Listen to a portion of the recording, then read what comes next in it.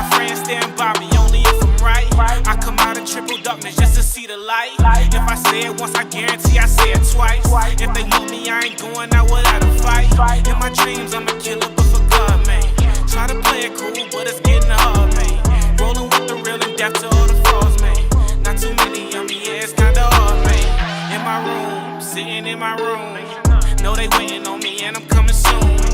Never been a sellout, never been a coon. Y'all be on the camera acting like I'ma show them how I true it.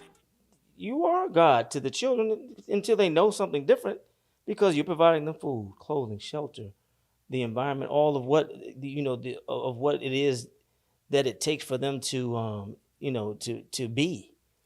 And so parenting to me is God's way of allowing us to operate from where He does of His creation. Now, I remember the day when my oldest son was born, and they bring him out. After they clean him up and do the APGAR scores and all that, and you don't even know what the scores mean, right? He got a 2. He's like, well, is he good? And the first time they let you hold your child, I remember he was right here in my arm from my fingertip to here. To the crease of your arm. I could hold him right here. And at that time, as fathers, what do? We make promises. And we tell ourselves, man, I'm going to do this right. Yeah. The question is, when does it stop? When does the teaching stop? When does the guiding stop? Never. When does the advocating stop? And if it doesn't stop ever, how do we do it without ruining them and helping them defend and fight for themselves sometimes? How important is advocating for your children? It's everything. As far as I'm concerned, like for real, it's paramount. Because one of the first things I wanted my fellas to know as they were growing up is that me and your mama got your back. If don't nobody in the world got your back, we got your back. And the reason that's important is because you don't want them to feel like they got to look outside of what we're doing in this household for support. Because sometimes, I don't want to say chauvinistic thing, but especially when you have young ladies, that's easily how they fall into the hands of a male that has bad intentions, because they're not getting the support and the validation that they need at home. So I always think we got to start with validation and affirming the young people that we have been chosen by God with the responsibility of rearing. We have to take that really, really seriously. And so from day one, from the moment you hold them in your arms, I remember when Darius was born, obviously I was really young at the time. I was 21, 22. And when he was born, I had a response that just totally shocked me. Like it was the first time in my life I burst into tears and I literally cried for joy. Oh, wow. Because I had never felt that kind of joy before. And I couldn't believe. Have you ever felt it again? No. None against cars. That's what I'm saying. Nothing against your second child, right? Nothing against the second one. But you can't relive that first experience. Yeah, you can't relive the first experience. Yeah. And I had that moment, and I was totally shocked that I responded that way. Yeah. It was uncontrollable. Wow. It was uncontrollable. And in that moment, I realized, that was the first moment I had, I'm now living for somebody else. It's the most powerful capability that you have is the father of life. Yeah, absolutely. And we took it seriously. We as friends, because we've been together for so long, we all took that seriously. You said something powerful. I want y'all to chime in on it. Joaquin said we were chosen by God to bring them here.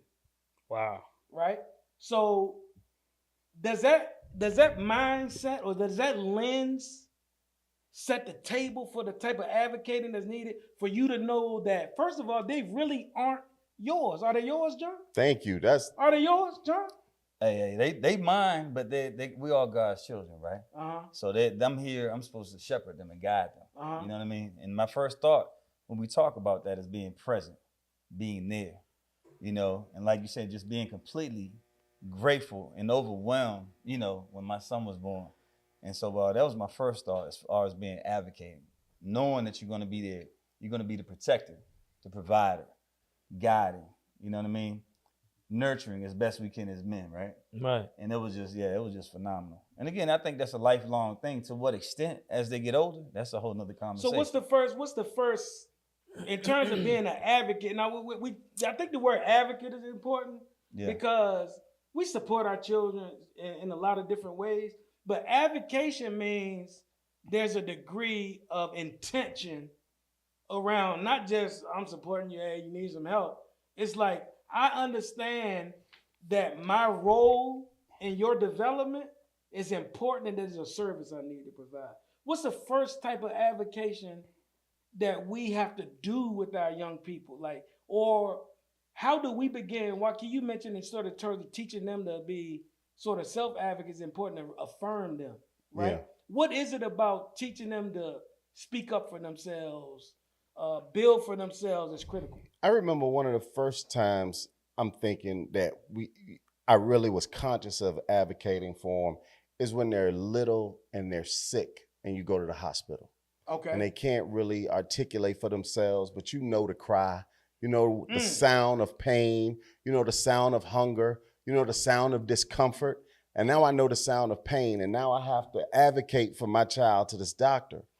But as they get older and they're able to start to speak for themselves, now when we go to the doctor, I want to teach them, hey, make sure you got a question for the doctor when we get in here, so that they start to learn how to speak up and advocate for themselves and be ready, you know, to engage. I think you need to say that again because that's a powerful thing. So you taught them what now? How to speak up and advocate for themselves when it came to someone in a position of authority. No, I like when you said doctor because that's the doctor, right? Absolutely. That's like the first scary, like this formal stranger, like absolutely, because your health is paramount, and so you have to understand that. My mom used to always say, if doctors were right all the time, malpractice insurance wouldn't be so high. Mm-hmm. Okay, so they make a lot of mistakes. They make mistakes just like everyone else in their profession make mistakes. Me as a realtor, you as an insurance guy, you as an educator, you know what I mean? You as a contractor, we all make mistakes in our profession. And doctors are no different. And so it's very important that they learn how to advocate for themselves and their health when they're in that environment and speak up for themselves and not shy away from, you know, what may have to be a little bit of a confrontation, you know? So that's why it's important. This is the thing. So the word advocate is a word that is also used to describe attorneys, an advocate. Yeah. Right. You know I was going to my joint. Verb, right? You know, when you one who defends or maintains a cause or proposal, one who supports or promotes the interests of a cause or group, one who pleads the cause of another. In this case, with the attorney piece, that's what you please the cause. Yeah. In what ways, Talik, did you have to be a lawyer on behalf of your son? All the time. Still being a lawyer for him. I was just thinking about a couple of things when I wanted to really hit off of what Joaquin said was, and I get back to that. He knows the baby cry. In order to know the baby cry, you have to be present. You have to be in tune. You know, so I didn't want the audience to go over their head because I don't want them to be questioning, how do you know a baby's cry? Well, you won't know a baby's cry if you're not present, if you're not in tune, if you're not interacting with the child on a consistent basis, on a daily basis. You won't know any of these things. And so I wanted to definitely put emphasis on that. But I'm always advocating for my son. And most of the time I'll teach him at home, you know, when he's going through certain situations, and then that way he could be able to demonstrate when he get in the out there in the field or being a journalist. But one of those things, just just talking to them and building them up and letting them understand that that you have a voice and your voice need to be heard, and you need to stand up for yourself. So those some of the things that I teach him and give him the tools to use when he in the field. And so when you look at that journey, then if we're advocating and we're talking broadly a lot about the philosophy of why it's important and some examples of why we do it, right? What are some of the important, I'm going to name one of them for me when I think about advocating for my children. First of all, if we're parents, we can't be emotional when it comes to advocating our children.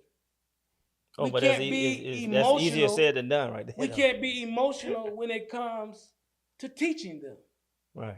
We can be passionate within reason, because sometimes we use passion to describe anger. And an emotion, yeah. Right? But you know why? Because the biggest teacher is what they see. The biggest teacher is not them hearing us Example. advocate, is them seeing our example. Well, you said When you we said advocate. something about that one other episode. Oh, I said didn't you? more things are caught than taught. Yes. Yeah. More things are caught That's a Than good one. taught. than taught. Yeah. Children don't listen to what they say. They do what they see. They don't do what you say. They do what they see you do. So when you're teaching them to advocate, and I have to watch myself because I can advocate very strongly to people if I feel there's an injustice, right? Mhm. But if I don't model for them the measured advocation, the being smart in the conversation, Right. the being calm, right? Right. The being strong but not over the top. And you know Then- where most parents mess up at that? Uh-huh. Is the school. Yeah. When their children, when they're trying to defend them for what they're doing in school, whether it's usually it's a negative thing, whereas they've been, the teacher has called you in or during the teacher conference or something like that, and everybody wants to make it seem as if their child is an angel. You know what I mean? And We don't do that in our house. Yeah. Yes. Right. That's what they say. So that's where we are quick, and it's very So, easy for us to I'm glad you fall broke into that. So Yeah. what happens then? What happens, just to everybody, when a parent goes into the school and let's just say in this case, the child was wrong. In this case, right? Mm-hmm. And the parent goes in and advocates for the child and does what you said. I like the fact that you said defend. Right. Because parents come to school on defense time before they even find out what happened. What happened? Right. Because ultimately I feel they think it's a reflection of them. So it's not even about you telling me what happened and like, oh, it's gonna look bad on me, so I'm gonna come in here in this particular stance and Right. basically bully them into not I telling know me my what- child. bullying me into not telling me the truth about my child. When you're Go ahead. yeah, when you're advocating for your child, you're still holding them accountable. You should. You should. Right. so, Right. So it's not either one or the other, right? I'm gonna still advocate for you. I always got your back. However, if you mess up, you're gonna have to take your licks, whatever they may be, right? Now I'm gonna still be there to make sure you being treated fairly and no injustice is being done, right? And with respect. But in it's some no way. different from crawling and falling down. I'm gonna let you fall down. But I'm getting at something. You I'm right. not gonna let you right. hurt Let me say yourself, this real quick. but But I'm getting at the mentality of the adult. That's what That's I'm about to say. involved, That's not what I a- want to say. Think about you got to think about the experiences the adult bringing into that environment. Yeah. Now, if they had some experiences like we had where we received a whole lot of injustice in school, they ain't trusting nothing these teachers talking about. Right. Because I know how I was treated. Right. You know what I mean? That's what they're thinking. Mhm. I remember when Miss So-and-so treated me like this, Mr. So-and-so treated me like that. Right. I know them teachers can lie on you because they lied on me. So now when they walk into the building, they got a whole new attitude. They not coming with that, okay, let me hear what happened. No. So that's not They advocating. right, exactly. That's the point. Right. So I'm just trying to explain the mindset that comes into the building when they respond the way you're talking about. Right. When they respond that way. And so So what would you say to the parent then? What are you saying to them? So we telling them what they need to do. Right? Try not We're to- giving this a guy. So how do they stop that? What are we telling them to think of? You got to call Corey slap Marvin at recess. First thing And I I would call say, you, and I'm saying, hey, Joaquin, man, they call me, talking about Corey smack Marvin at recess. Wait till I get down there. well, I'm going to advocate for him. What you gonna tell me? I'm your friend. well, the first thing I'm gonna say is make sure you don't take your trauma into that environment. Right. You I gonna tell thought you me said, not to did take you my smack? trauma? Did I'm you gonna tell smack you. Marvin? I'm Bro, gonna you tell gonna tell you. me just like that though? Yeah, Hey, yeah. Corey, don't take your trauma in I wouldn't have said that years ago. I would say that now. And I'd be like, I'm what gonna say, trauma you trying to say I got? yeah. I'm gonna say I got you. don't I take got your you. baggage I and your got you. trauma I'm into with that environment. And I do know that when emotions are high, logic is low. And so the first thing I'm When gonna say, emotions are high, logic is what? low. Emotions are high, logic is low. So if somebody done smack my boy, I'm gonna be emotional about that. The person gonna be emotional about You that. gonna be ready to fight the kid. Yeah. Yeah. But I'm always gonna say to my son, hey, what'd you do to make him smack you? I'm gonna ask him that question. Yes, right. He ain't just walk up and pop. You know what I mean? Like what happened? What transpired? I need play by play He for might the have. origins of this. The parents Now- we're talking He might about, have. let me tell you how they come to the school. Let me tell you exactly how they come to the school. They come to the school. How you doing, Mr. Wynn? Let's act. How you doing, Mr. Wynn? I'm good. How are Great. you? I'm doing well. Got you up here. Sorry to have to call you to come off of your job. I know it's very important. I don't want to take up a lot of your time. As it's because we had an incident with Darius. He smacked James. We still trying to figure out what happened. Apparently, James didn't do anything from what we can understand, and he smacked him. You know, so we basically he's gonna have to get a couple of days of in-school suspension, and we'd appreciate if you could teach him the importance keeping his hands off people. Oh wow, that was insulting. That last line. You know, that was real insulting How because so? you questioning how I teach and raise my children. But at the same time, I'll let that slide. So what I'm gonna say is, Hold on. Is that what you would tell the administrator? oh yeah, Absolutely. absolutely. Okay, let me Absolutely. stop you, Mr. Wynn. Uh-huh. What I was, and I really do, want this to be a partnership. As you know, we're a partner with you. Absolutely. In terms of your child. But I just wanted to clarify so we can have a good energy in the space right here. We both have the interest of making sure everyone's safe. Okay. And what I was doing, I wasn't making a judgment. I was reiterating in some ways you could support us with this particular act that happened today. All right. Well, the first thing I'm gonna want to know is who witnessed this. All right, and whoever told you about it, I need to speak with them. Well, 'Cause but I'm hold sure on, you but wasn't back there. up real quick, because Okay, all right. when you talking about you was insulted, and the daggone hood would come out of me as the administrator. Well, nigga, if you was on point of it, your boy wouldn't be smacking nobody if you That's was why all you're on not top of it. administrator, bro. Emotions went high. Your boy wouldn't have You been, be been administrator smacking for one nobody if day. you was all on point with your parents. Well, let me say this. I am not above telling my son he need to smack somebody. All right, so that's the first premise. You know what I mean? My son may have needed to smack him, and he may need to go home for 2-3 days. And I'm perfectly okay with the punishment if he was defending himself and this is what happened. I understand it's the administration and the teachers responsible to keep order and peace. Right. There is not their responsibility to maintain justice. So my son has a responsibility to assert justice where he feels justice needs to be asserted. That's his responsibility. And whatever consequences come with that, he got to be willing to take. And I'm going to stand behind him if he's right and he's principled in defending himself in the me right ask you way. this. I'm behind When you. we were role But if he playing- wrong, I can't When rock we were with it. role playing, were you serious? Like, were you seriously like insulted? Yes. Or you was playing the role of the bad parent? I'm playing the role of the bad Okay, parent. I got you. But that line would have insulted me if I'm Okay. bad parent. Okay. Yeah, All right. that line would have been insulting so- because when you tell me what I need to teach at home, I'm being insulted. See, we need to talk about that. Mhm. That's the emotional piece I'm talking about. Like, so if I said in the classroom, so I'd appreciate he didn't do his homework. If you could help him reinforce those math problems. That's different. No, it's not. Yes, It's it different is. because you feel judged by his Language. behavior. Your language judges me. What The was my word language? you look, I use you the same when you language. say you need to teach Did him. I say you need, or did I say That's we what would I heard. appreciate? You talking about at the, Now you The say first you time. need.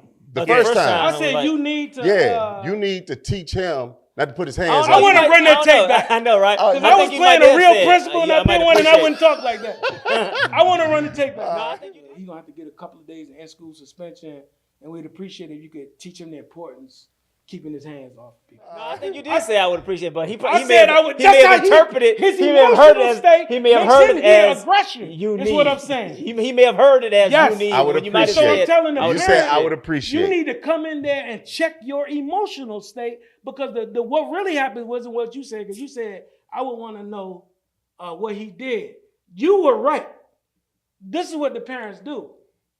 What somebody do to him? Right. Because somebody must have did something to him Yeah, if he smacked him. yeah, right. Game lost right there. If your child is right there, you ruined their ability to handle conflict as an adult. You negatively impacted it. You didn't ruin it. Because as an adult, when I get in those spaces and I have to advocate for myself, I'm going to be advocating off of bad logic, to your point. Yeah, Right. yeah. No, that's very true. That's Yeah. very true. Yeah. And so that's why we gotta. So they got to see us model You gotta advocation be in a listening. respectful- Yeah. You gotta be listening. Yeah, yeah. So that's the first thing. You know what I mean? Yeah. We sometimes what's said we don't hear. You Right. know, The and that through just line happened. the through line is, so far, our connection is be present. If you want to be a good advocate as a parent to your child, you got to be present to the point that you know the nuances of their emotional state, their behavior, and their actions. Right. Yeah. You got Exactly. to be in tune with the nuances. 2, check your emotions at the door. Rise That's above 2 emotion. things. We until got to thinking of God, brother. check our emotions at the door. And 3, what's the importance of finding out what happened? Before you make a judgment about the point we want to make to whoever we're advocating with. I want to find out what happened because I want to give sound advice. You know, I'm a firm believer. If you say to somebody, "Hey man, you think I should buy the black SUV or the white sedan?" and they just say, "You should get the black SUV." Mm-hmm. I immediately know not to listen to that person. Mm-hmm. They're not You asking me. you used this on one other time. Yeah, too, I think. I it's remember you real saying because they that. haven't asked me anything. So how could you really help me if you're not asked, "Hey man, what are you thinking about buying this vehicle for?" So it's the same thing when I go into this environment with my son. I need to know everything that happened from start to finish, play by play. Who saw it, who witnessed it, everything. Because we all know people might try to manipulate it and leave absolutely. out, you know, I won't say lie, but lie through omission is what a lot of times young people do. Right. And so we got to make sure that, like, yo, who saw this? Who was around? What happened? Tell me exactly what happened, what he said, what you said. Now I can make some assessments about how I'm going to handle it with But my realistically, you ain't gonna get all that problem. You But know what no, I'm this saying? is what I want son. parents to No, know. I'm going to get all No, that. you are. No, I'm saying- get this is all what I that. want No, I'm parents saying to that know. I don't think teachers and all that they gonna have all Not that the teacher. information. If I'm a though. parent, I don't think the they're gonna have all that parent- info. the whole reason- You need to bring the whole the reason- teacher in here No, that listen. sent him to you.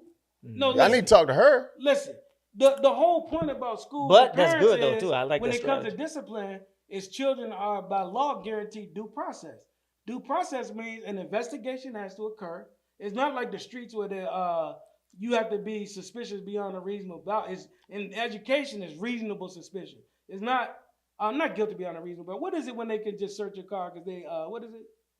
When they get suspicious, what do they call it? Probable cause. They have probable cause. In education, the standard is a little more, A little less. than Okay. probable cause. Reasonable right? suspicion. Reasonable, I think it's reasonable As opposed to suspicion. probable Right. cause. And so, but they also have to investigate with both parties, report to you, find out from the adults, document it, write it, get statements, and report to you what happened. That's what has to happen.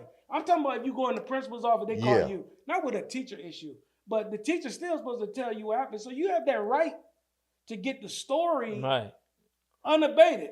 What's the statement? What did the other students say? How many teacher statements did you get? You can ask those just Yeah. very calm questions to find out if the investigation was a good one, or does your advocation need to change to, okay, we need to talk to somebody else that can do something about this. Yeah, exactly. And the other thing I'm gonna want is my son present. because when that teacher says something that you disagree with, don't come home and tell me, oh, she said that ain't what happened. No. I need you mature enough to speak up and politely challenge whatever you disagree with right now in this moment. Yeah. You need to let me know so I can hear what happened. If what she's saying is not what you think happened, you need to let me know. And we all know, man, we got two. Right then and there, right? Right then and there, because I want you to understand I'm going to advocate for, but you can't do it all in a crazy manner. Right. You gotta know how to talk to people and speak to people and do it in the right way. It's always okay to challenge authority if it's done properly. I learned this as a child, right? And I still, me and Ward, we can check with Ward Plummer about this, but I was told they created a category on the referral in our high school for us. Which The was? category was called argumentative. Oh, wow. Mhm. Right? I ain't disrespect nobody. But I'm challenged. Because I learned Because you that was with challenging. respect, I can challenge. I can tell you, the teacher, I don't like you, and because of that, I don't trust you. And you can do whatever you want, calm, right? assertive energy. Calm, right? assertive energy, right? And so you can, That's so I funny. learned to advocate for myself using that type of tact early, right? Let me tell you a story how it morphed into my son. I may even remember a time too when you was witnessing your I challenging think we a all teacher. witnessed it at one point. And that is funny that they actually created It's argumentative. You're argumentative.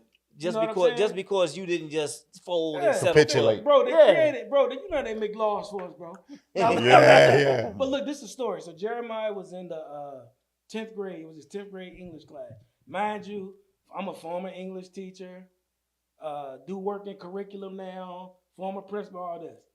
He having problems with the teacher in the grades. I saw her grade in the paper, and I knew she was messing around. So we go in there, and she makes her statement and tells what happened. And I'm asking questions, and he raised his hand, right? Mm-hmm. And he said, so you're saying that when you give us papers back, they all have feedback on them that's written like you just said? She said, yeah. Mm-hmm.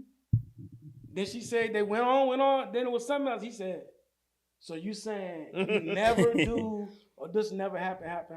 How about he proceeds to pull a grade out with no writing on it, with paper with no writing on it? Right, with no feedback. Right. He quietly, I came in ready to deal with her. I came in and I sat back. Say you Right. handling her. When he was finished, guess what I said? What? To the administrator that was in there. What? I said, she can go back to class because I need to talk to you. It's over. Yeah. Right? So she was exposed for being, sloppy as a teacher, all of that, and for lying in front of the administrator. Yeah. And he was self-confident enough to speak up. I was present, right? And when I talked to the administrator, I was like, what are you going to do about this? Yeah. Have you observed her? Yeah. Have you been in her classroom and visited? Can I come observe her? Yeah. Because this isn't good, right? I got it. Mm-hmm. Mr. Carter, I got it. Give me a chance. That's what he said. Give me a chance. 2 weeks later, everything was good. They was getting papers back on time. And she ended up doing something to another student that was like, she was tripping again, right? Another student said, man, can you call your dad to come back up here? Peace and blessings to all of our businesses who are interested in advertising. We have great affordable rates. And if you'd like to advertise on our B2M Crew podcast, please reach out to us at b2mcrew5@gmail.com. And my point is, he had been empowered in a way that we were talking about Absolutely. to advocate for himself. Absolutely. You know what I'm saying? And then what I had to tell him was, and when you go back in there, Yeah. there is no gloating. Right. Right. It's You go in there focused with some doing what humility. you gotta do. You know what I'm saying? Go in there with So, some humility. Yeah, so when you teach them, they can become that young.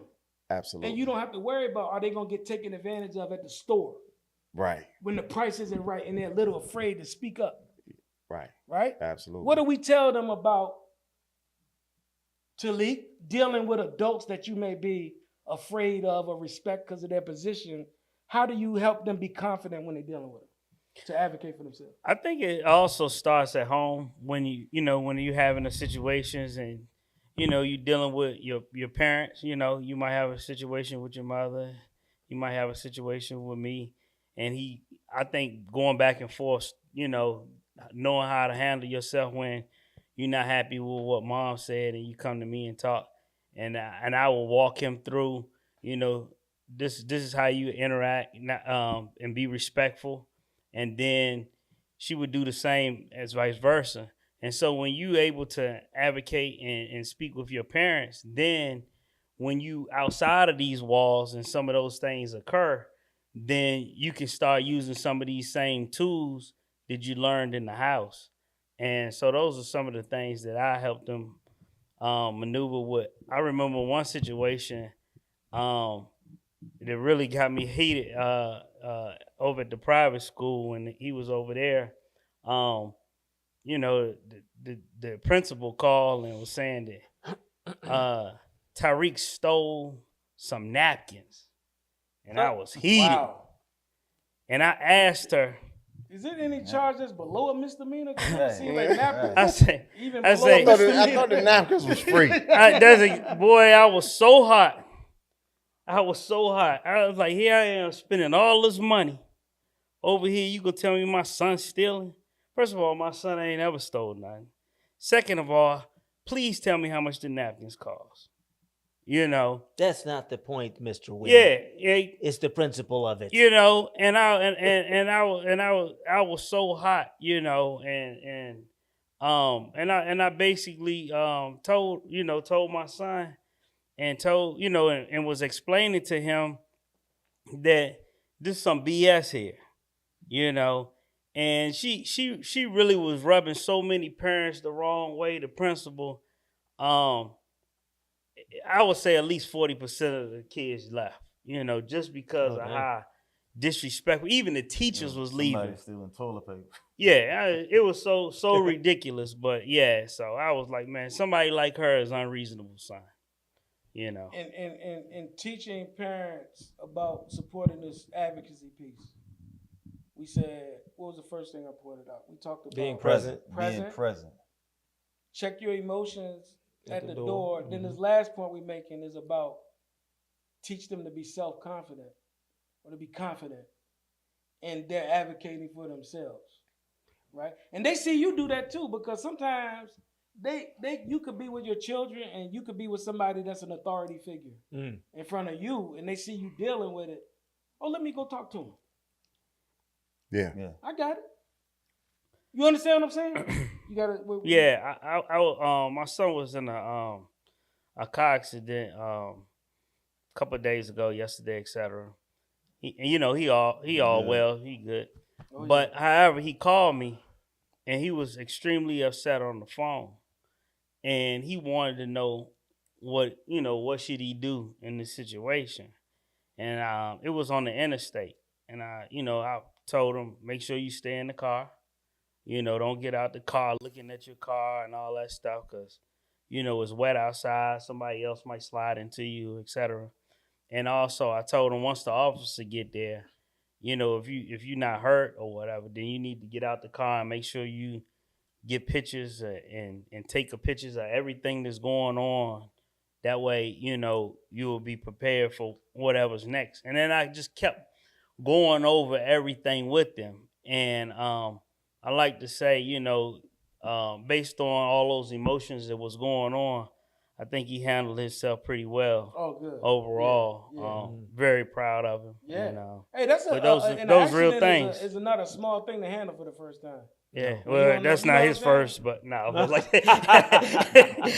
Oh, you did tell us a story about another small little incident shortly after you driving. Yeah, but it's been about 8 years, Yeah. so 7, 8. Yeah. He got some little time. I don't know how many years, but he got some time in between. But What do yeah. they need beside those other things we talked about, man? The confidence and all Hey, of this. let me ask you this: what role does allowing your child to fail or fall, right? What's the balance between being an advocate versus being a helicopter dad? What'd you think? Can you use another word instead of helicopter? Yeah. Oh no, that is helicopter. That is. Yeah. That is.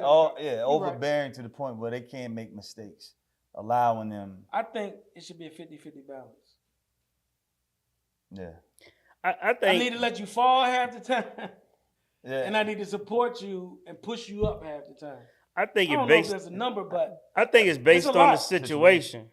I mean, just like one of the previous episodes, you know, if for any reason your kid going to court and you telling them, hey, you know, you need to dress like this, you need to look presentable and stuff like that.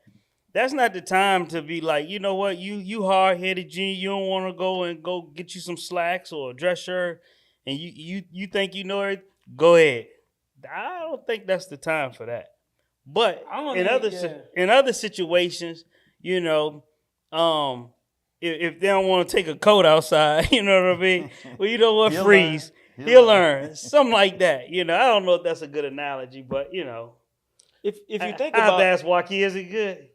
That was good. Okay, because you'll be like, man, that's some crap. as difficult as it may be, if you're not, you know, studying, whether it's scriptures or whatnot, and having some type of value system. But I've sometimes thought of parenthood being God's way of allowing us to experience where He is.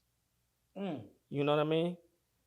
Whereas if you look at it, you are God to the children until they know something different, because you're providing them food, clothing, shelter, the environment, all of what of what it is that it takes for them to to be.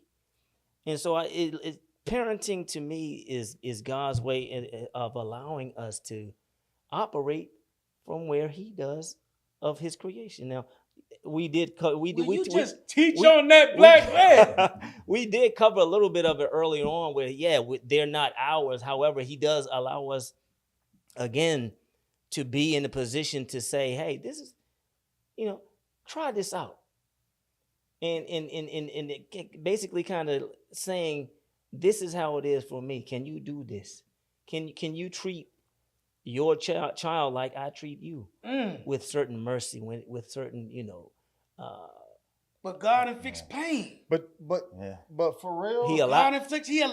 Oh, there you go. I was about there's willful, and then there's permissive. There's permissive will. I'm sorry, permissive will, and what's the other one? Nuevo. Permissive will and active will. But I'm sorry. Go ahead. I was gonna say that's why, you kind of mentioned we are all God's children, but that is why I don't like to say my kids, because I see them as God's children that I've been entrusted to rear. And if you think about it like that, man, ain't nothing more upsetting to me than to hear some ignorant parent telling them my kids, they mine, and they got all kinds of stupid advice and terrible information. That just frustrates me beyond comprehension. They mine almost as if they're property to be owned, and because they property to be owned, I can do with them what I want to do with them. Bro, that upsets me beyond comprehension. You would never think of God's children that way. And if you understood that those were God's children, you would handle them with a different level of care. Right. When you're taking, and you would understand the magnitude of the responsibility that you've been entrusted to carry, and you wouldn't operate that way, And you shouldn't. And you shouldn't if you understood who they were. Right. If you understood who they were and whose they were. Come on. If you understood that, you wouldn't operate like that. Hey, and we know this is not a religious podcast, but make no mistake, you dealing with some brothers that love faith and truth. Right, there you go. Right? And if you want to talk about that from that level, that's the level where we talking about with advocacy. That's what I want to get to. That's what advocacy is. Advocacy is being God-like in the life of that child. Right. Advocacy is understanding that He's beneficent and merciful, that He's the forgiving, the caring, returning the sustainer. Right. Come on now. Right? All of those things. But He's also the destroyer. Mm-hmm. And He brings the balance. And if you need to be checked, you can get it. Right. Right? You can feel it. And sometimes he allows us to feel it to try to tap us back into the right lane. Right. And sometimes you can get it a lot Yeah. if you don't respond. And so with our children, if we're talking about stuff like these incidents in school, yeah, I gotta have the comprehensive knowledge like God got. Yeah. I gotta know. Right. And Yeah. then I can govern with justice. Right. You exactly. see what I'm exactly. saying? And it might be, because my most important job isn't to get you out of this situation.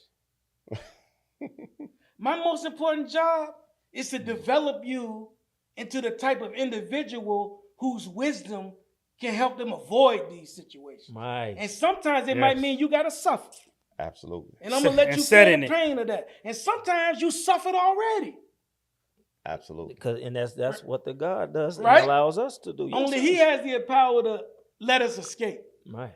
Yeah. Give us mercy. I So- remember one other time when I think it was John who said it. You know, sometimes when they commit their biggest transgression, it's when you show them the most mercy. Be liberal. You know what I mean? Yeah. And because that's your moment to say, hey, you know what I mean? I still got your back. You know why? Because I'm not emotional and I don't feel good because you learned your lesson. Right.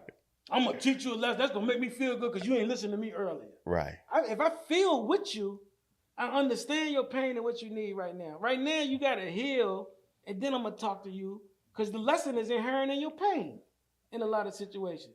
Absolutely. You know, so our advocacy got to be on that community, our ancestral, spiritual love level like that, man. And so we look like a fool going to school, arguing with those people and wanting them to believe some image about us when our children are wrong. When I want to know from y'all this, what's the price we pay when we advocate for children that are wrong, right?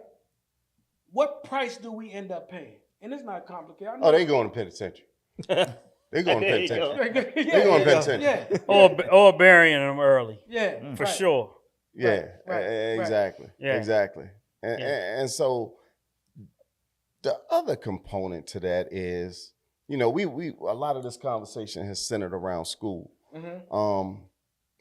But let's take it a step further. Now, Yeah. let's just we all have adult children now. Mhm. Right. You know what I mean? How do we advocate and support for them? I was just having a conversation with my wife just yesterday, and she has a business, and my youngest son has a business. The oldest son has a business. Everybody got a business, and so I was saying to her that I was doing something I was going to the post office for her to drop off some packages, and she was like, "Thank you, thank you, thank you. I really appreciate it. Thank you so much."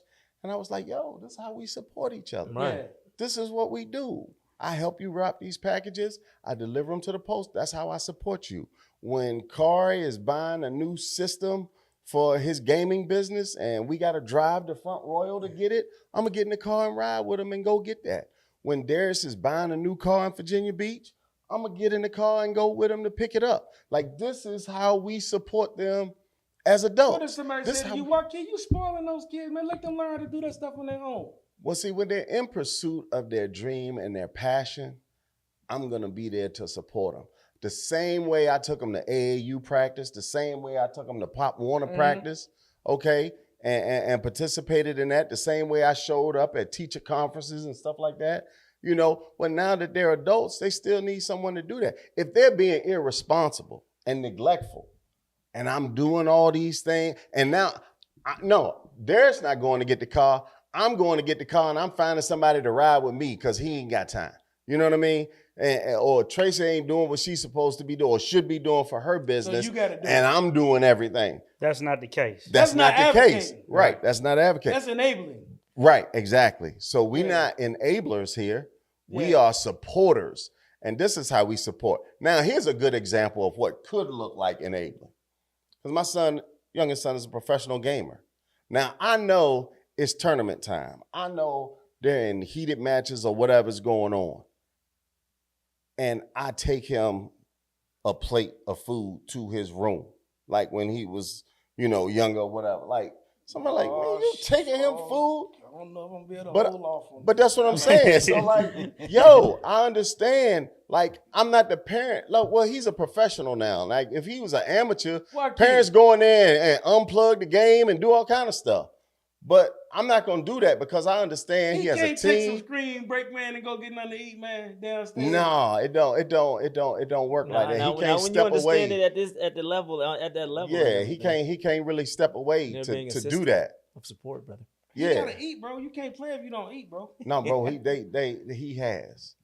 has gone like I've watched him in his dedication and commitment to his craft.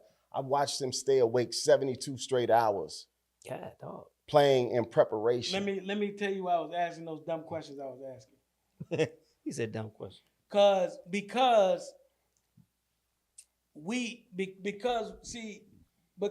as a people, we've been in the position of being in servitude so much, we attach negative connotations to servitude in a lot of ways. Facts. We attach negative connotations and servitudes in situations where there's some sisters that say, you know, I ain't waiting on no man. I'm not hating. I'm just being honest. I ain't fixing his plate. Yeah, it's like a negative connotation to being nice in all of these things for people, right? And so my point about that, and I don't want to just use that example. That's because I'm gonna get beat up on that one. The other example is we just attach anything we do for people, like on the street as men. Why he asked me to do that, man? I ain't no punk, man. I mean, you know, like, go do it yourself. Like, we can't even be cordial. Right. Go No, I was on the phone with my wife earlier, right? And she was like, "How was y'all trip down?" I said, "I was tired." I said, my back kept itching in a certain spot." And she was like, "Well, why you didn't get John to John scratch Corey to it. scratch your back?" Look at John like I'm not asking Corey to scratch my back. You might as well you rubbed your feet on me that one time. I was asleep, man. I might as well. John say, huh? You scratched my leg. Yeah, what? What's the difference? I sure did. Didn't I? Yeah. I said, man, But I was we reaching. can't even. Hey man, can you scratch my back? Yeah, right. We can't even just scratch each other's back. We're like, man, what's it? All right. So that's true. Though. I digress. No, but that is true. You know, Go ahead, bro. I was listening to Why, and he was talking about how he support, you know, his sons and family and stuff, and I do the same thing as well. You know, my son and wife, you know, they run their own thing, they do their own thing, and you know, when I go around, my wife have to go to houses, and they, you know, some of them be vacant and stuff like that. So, you know, I gotta go just for security reasons, cause you don't know if somebody in the security? house. Yeah, squatter or something. You or something security? crazy. Yeah, man. I know how to poke my chest out. You know what I mean? I know how to take off running too. No, but and then my son, a lot of times, you know, he you know, have to drive up to Tennessee, Chattanooga to film Fatal Attraction, or For My Man and stuff like that. And he done worked all day at iHeart. And I don't want him to be taking off and driving. You got 3 hours up there, 3 hours back, plus you done worked all day. Like, I don't want him to be so energized, but then next thing you know, you find yourself and fell asleep on that road. So, you know, so when I'm available, I will go with him. Now, there's been plenty of times he done went by himself and stuff like that. That's what I was about to say, because some of our audience or whatever, they may not be in the position that you all have been, but as you say just now, and which most important and critical is when you're available. Do what you can do, and then And that's what I'm trying to, you know, let parents or whomever know too. If you're available, do so. And what's missing from that though, I don't think this is taken to full account of, is the memories that's being established. Yeah. From The bond. and that bond, Memories. like you said, even beyond the, you know, toddler, adolescent years into adulthood, because they still need those, you know, until you gone. Man, let me say this, man. And so that's important, man. To that story about Talik telling about Tariq, and I was pushing Joaquin on Kari because I wanted him to shut people up, because listen, when I have 3 sons, right? Whatever they got going on is family business. Yeah. That's the bottom line. Whatever they got going on is family business. Right? Now, depending on what the family business is and what's going on, my role could be different. But I'm always there to support the family business. Absolutely. Check that. So if I ain't taking the package, I get the phone if your phone's ringing. Right. It don't matter what position I play. Right. Because I'm in the business of the family. There you go. So if I'm in the business of the family, none of y'all been linemen in football before, right? You might have been a lineman in Little League. Little League. Yeah, Little League. Michael Vick was an offensive tackle. Yeah, I was a tackle. Oh, you was a tackle. 71. Yeah, blind side. Yeah. Holding the blind side down. Blocking for Sean White. Well, I was a lineman. And, you know, they got that thing called gases, right? When you running the over and back 50. John know the gases. Yeah. After you run about 3 gases, you really questioning life. 3 or 4, right? And so the lineman, you know, big guy, running. You got 30 seconds left to finish this last one. I'm barely touching the first line. I got to come back 50 yards. Y'all go get him if y'all was real teammates. How your teammate out there and y'all standing back here done and you don't go get him? Yeah. I don't care if you finish. Yeah. What about your family? Right. Right? Yep. Who gonna go get him? The package need to be done. Yeah. He needs somebody to sit with him and help him through this meeting that he about to have so I can coach him a little bit. He asked me that. Yeah. I'm showing him something. I think he might be going wrong. I'm going to be a little strong and direct with him, but he going to be all right because he know if I'm that direct, there's something going on that I see. Yeah. So my advocation morphs and changes, but 100% of the time, it's about the business of the family, and I'm not making apologies for it. If you're doing something unethical, just like God, or illegal, we talked about God, Yeah. then I'm the police. I'm in support of you getting punished. Yeah. Absolutely. But I love you. But I will never defend you for being wrong. No, I can't do that.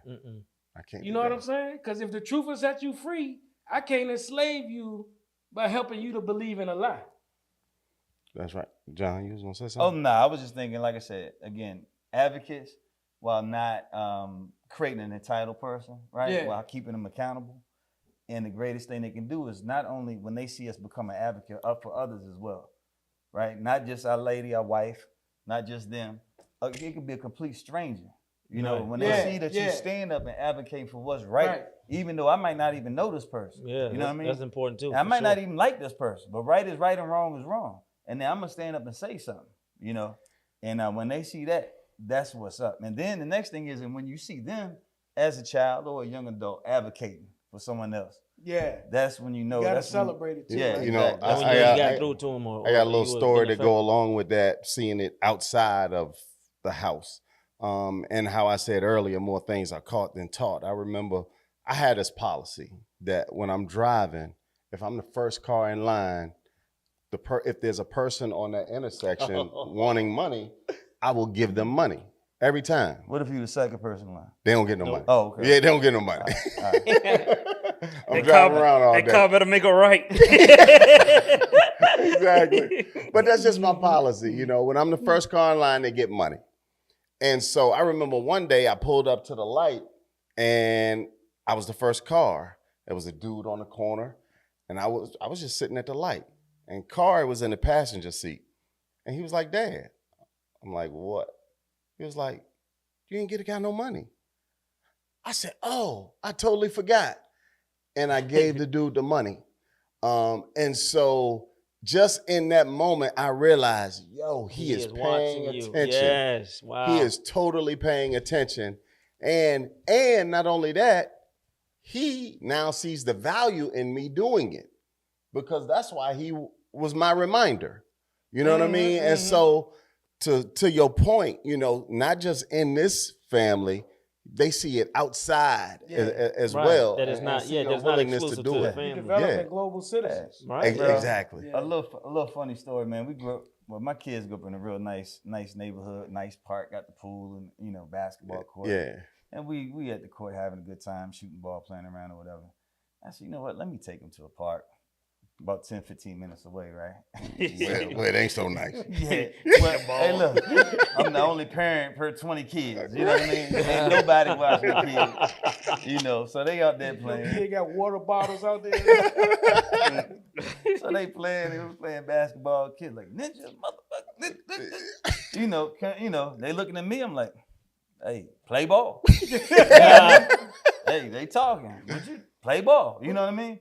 So that was a way, hey, go handle it. You know what I mean? I'm not gonna let kids jump you. Just let it be. Physical. Yeah, let it be. Work your way through that. Don't be afraid. Love your folks. You know what I'm saying? Right. And then sometimes they would see me if something go real sideways. I'm like, come on, young fella. It's like, you know, but I'll stay out of it, right? So fast forward, Isaiah was in Colombia, right? And he was doing the touristy thing. And they was like, hey, these people gonna come ask for money, but the kids really working for the cartels and stay away from them, don't give them no money, this, that, the other, right? And they was like, okay. Next thing you know, he was down on the basketball court. He had went down there with the kid, right? And was shooting around with the kids like they thought he was an NBA star. Right? Yeah. But he wasn't afraid of them. He was showing them some love, and he still gave them a couple dollars. Yeah, you know what I mean? And it wasn't out of fear. And he It was out of advocated for them right. and taught that man a lesson. Exactly. Yeah. Wow. Yeah. That's yeah. awesome. Yeah. That's Yeah. That's what we need. That's what we want, is to advocate for our children and support them, but teaching them the value of being right and truth. And make sure that we looking for the blessing inside the lesson. You know, once you learn the lesson, start to look for the blessing. And when you do that, that's how we get better as individuals, as a family, as a community, as a country, as a state, everything. Like, we have to take the responsibility on ourselves. You know, we all done heard the saying, you know, be the change you wish to see in the world.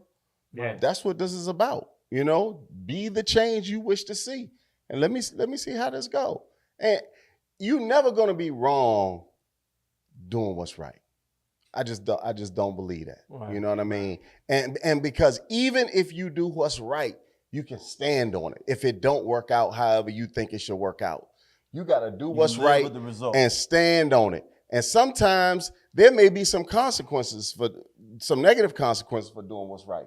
But you got to be able to stand on that, you know, and that's why it don't matter. I ain't got no problem engaging with somebody or having a conversation with somebody, because I know I don't have no slick agenda. I ain't trying to get over on nobody. I ain't trying to take advantage of nobody. So if you wanna talk about something, we can talk about it. I'm cool with it. I don't have no problem confronting anybody or any of that. And you know what? It's I cool. have no problem confronting the truth if it pains me. Right. Yeah. Most important. You should be mature enough. Yeah. It's the B2M crew broadcasting from Fayetteville, Georgia. Another episode from 5 brothers who have been friends for over 40 years, have 12 sons among us, and just sharing some of our conversation with you into brotherhood, fatherhood, and parenting. Advocate to elevate, advocate to liberate. Come on now. We're at Win Production Studios in Fayetteville, Georgia, broadcasting to you. Joaquin, you got something to take us out with? In the words of the great Frederick Douglass, it is easier to raise strong children than to repair broken men. Peace. Yeah. And I won't stop until I'm winning. I'ma show them how true and independent get it. Old game changed by the time I'm finished with it. We about to get this business handled in a minute. And I won't stop until I'm winning. They don't want me in the office 'cause I